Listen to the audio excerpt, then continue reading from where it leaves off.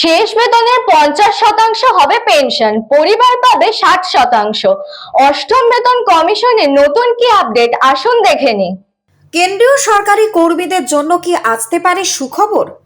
অনিশ্চয়তার পরিবর্তে নিশ্চিত পেনশন পেতে পারেন কর্মচারীরা। সেক্ষেত্রে কত পেনশন পাবেন কর্মীরা জানিয়ে জোর আলোচনা শুরু হয়েছে অষ্টম বেতন কমিশনে, মানে 8th পে কমিশনে। জেনে নিন এই বিষয়ে রয়েছে নতুন খবর। কেন পেনশন নিয়ে দুশ্চিন্তা বাড়ছে? আসলে অবসরকালে পেনশন নিয়ে চিন্তায় রয়েছেন ন্যাশনাল পেনশন সিস্টেম এনপিএস ভুক্ত সরকারি কর্মীরাও। পেনশনে বাজার নির্ভর রিটার্নের অনিশ্চয়তা থাকায় তাদের মধ্যে অবসরকালে আর্থিক অনিশ্চয়তা তৈরি হয়েছে। ঠিক যে কারণে অষ্টম বেতন কমিশনের মানে 8th পে কমিশনের কাছে একগুচ্ছ প্রস্তাব পেশ করেছে all India NPS employees federation, মানে AINPSEF।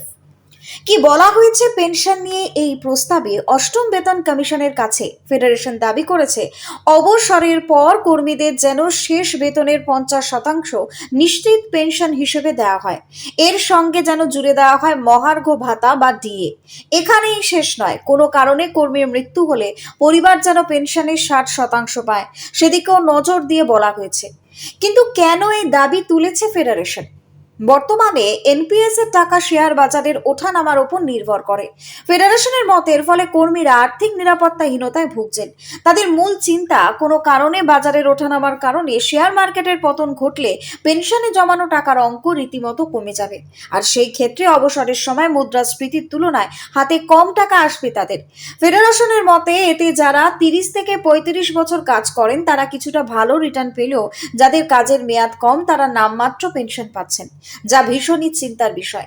কম আয় এবং বেশি আয়ের কর্মীদের মধ্যে পেনশনের পার্থক্য all India NPS employees federation এর তরফ থেকে জানানো হয়েছে যে অনেক ক্ষেত্রে রেল কর্মী বা শিক্ষকদের পেনশন 310 থেকে 3000 টাকার মধ্যে আটকে থাকছে, যা দিয়ে বর্তমান সময়ে জীবন ধারণ প্রায় অসম্ভব।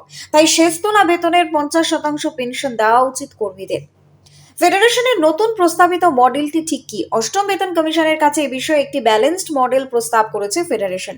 বর্তমানে কর্মীরা পেনশনে তাদের বেতনে 10% থেকে সরকারি 14% অবদান রাখে। নতুন প্রস্তাব অনুযায়ী সরকার যদি তার নিজস্ব 14% অবদান নিজের কাছেই রেখে দেয় এবং বিনিময়ে কর্মীদের একটি নির্দিষ্ট মাসিক পেনশনের নিশ্চয়তা দেয়, তবে সমস্যার সমাধান সম্ভব।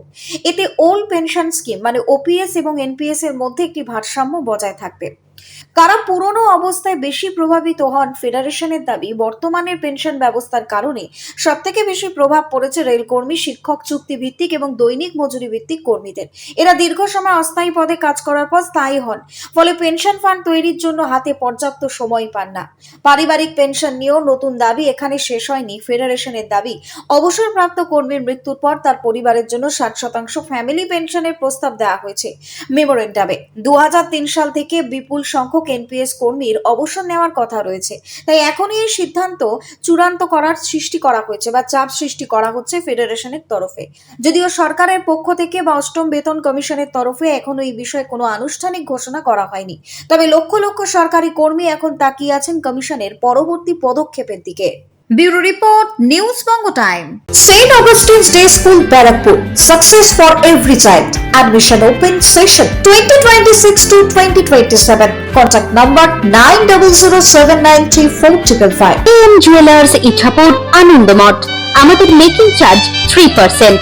আমাদের লাইভ দেখুন JM Jewelers ফেসবুক পেজে প্রতিদিন রাত 7:35 আমাদের ভিডিও শেয়ার করলে পেয়ে যাবেন সোনার নাকছাবি একদম ফ্রিতে। ঠিকানা ইছাপুর আনন্দমঠ, উত্তর 24 পরগনা। যোগাযোগ 7439131404। আমাদের অনলাইন ডেলিভারির ব্যবস্থা আছে। Dolphin school of hotel management MAKAUT অনুমোদিত ও নিজস্ব ম্যান পাওয়ার লাইসেন্স দ্বারা সকল ছাত্রছাত্রীদের ভবিষ্যৎ গড়ার সেরা ঠিকানা dolphin school of hotel management.